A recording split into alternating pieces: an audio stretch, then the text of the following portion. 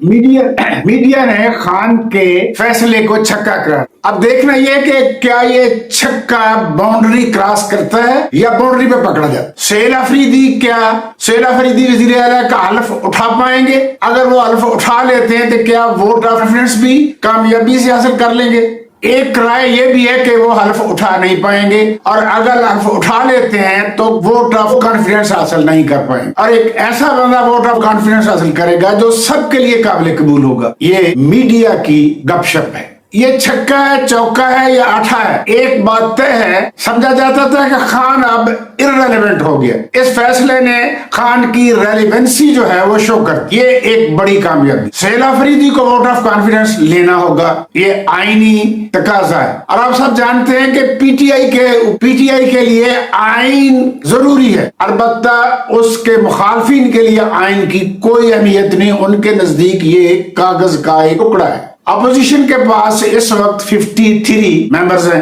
अगर पीटीआई के जितने भी लोग हैं वो आजाद हैं, फ्लोर क्रॉसिंग आसान है, खरीदा जा सकता। मैं यकीन से कह सकता हूं कि अगले चंद दिनों में खरीदो फरोख्त का बाजार लगेगा। माफिया की तरफ से बहुत बड़ी ऑफर आएगी। ये वो ऑफर होगी जिसे आसानी से ठुकराना मुश्किल होगा।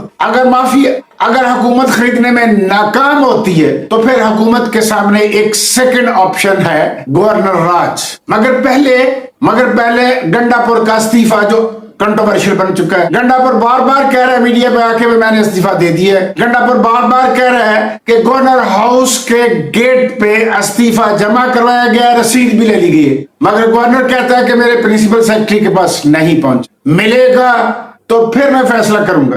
टाइम बाय किया जा रहा है। पहले तो गंडापुर पे प्रेशर डाला जा रहा है कि वो अपना इस्तीफा वापस ले। दूसरी तरफ दूसरी तरफ अफरीदी पे प्रेशर डाला जा रहा है कि वो इस झमेले में ना पड़े। हयाताबाद में उसके घर में वीगो वाले गए और उसे समझाया है कि वो इस झमेले में ना पड़े, वजीर श्री बन जाए, और अगर पढ़ना ही है तो फिर हमारे हमारे पेज पे आके गंडापुर की तरह खेली। उसने फिलहाल इनकार कर दी। ऐसी खबरें भी आ रही हैं, ऐसी खबरें भी उड़ाई गई हैं, फरीदी पे हमला हुआ है, वो बच गया है, हमला गंडापुर ने करवाया है। ये सब झूठ है, कोई हमला नहीं हुआ। पत्थर फेंक कर पानी का उबाल देखा जा रहा है। मुमकिन है ये प्लान हो। आईनी तौर पर तो गवर्नर राय नाफिज नहीं हो सकता। केपी असेंबली की कंसेंट जरूरी है। वो हुकूमत के खिलाफ चार्जशीट दे कि वो अमन कायम करने में नाकाम है। ऐसा तो नहीं होगा, मगर गवर्नर राज दामे बरमे सुखने नाफिज होगा।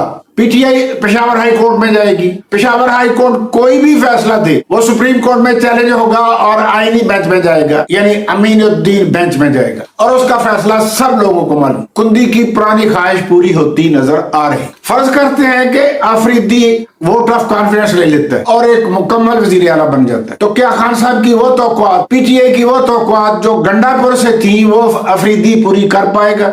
काफी मुश्किल नजर आता। वैसे तो तमाम सूबों में हुकूमत उनकी है, लेकिन केपीके में कोर कमांडर हुक्मरान है। ऑपरेशन भी उसी की निगरानी में हो रहा है, और खान साहब कहते हैं कि ऑपरेशन बंद करवाया जाए। अगर असेंबली रेजोल्यूशन पास कर देती है तो क्या कोर कमांडर उसको एक्सेप्ट करेगा? मेरा ख्याल है ऐसा नहीं होगा। ऑपरेशन जारी रहे। आइन की किसी शक को ना मानना ये एस्टेब्लिशमेंट की पुरानी रवायत है। एस्टेब्लिशमेंट के माजी की स्टडी की जाए तो राय कायम की जा सकती है कि वो किसी बात को नहीं माने। खान साहब ने जेल में बैठकर मज़ामत की राह अपनाई है। ये राह 2021 में अपनानी चाहिए थी और उन्हें खुद लीड करना चाहिए था। पार्टी के अंदर खान के जो मशीर थे वो सारे के सारे एस्टेब्लिशमेंट के एजेंट वही मशवरा देते थे जो उन्हें एस्टेब्लिशमेंट से मिलता था। मज़ाहमती ग्रुप की उस वक्त भी खान साहब तक रसाई नहीं थी और आज भी नहीं। मज़ाहमती तहरीक चलाने के लिए दो चीजों की जरूरत है, सरमाया और गाइडलाइन, और ये दोनों मज़ाहमती ग्रुप को मुयस्सर नहीं है। हाँ, एक इम्कान है, नवंबर में मौजूदा आर्मी चीफ की रिटायरमेंट का फैसला होना है। हुकूमती ग्रुप भी इसके हक में नहीं है। मुमकिन है कि सारे पॉलिटिशियन इस बात पे मुत्फिक हो जाए और मिलकर एक तहरीक शुरू करें, मुत्फिक हो जाए कि नया आर्मी चीफ आएगा। इसके साथ दोस्तों मैं इस वीडियो को क्लोज करता हूं और आपसे रिक्वेस्ट करता हूं कि आप इसे वॉच करें, एनालिसिस, राय कायम करें, सब्सक्राइब करें, लाइक करें, शेयर करें। मैं आपका शुक्रगुजार हूंगा। थैंक